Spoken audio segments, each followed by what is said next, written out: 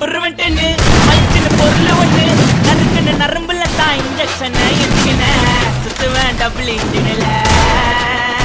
மிட்டாய போட்டாக்கா சிறப்பா செஞ்சிடுவோம் மண்டை ஓட்ட வச்சு மூலிய கீழே கொட்டிடுவோம் கேச புள்ளிங்க வாங்க நாங்க அச்சதெல்லாம் சரியான சம்பவம் தாங்க கேச புள்ளிங்க வாங்க நாங்க அச்சதெல்லாம் சரியான சம்பவம் தாங்க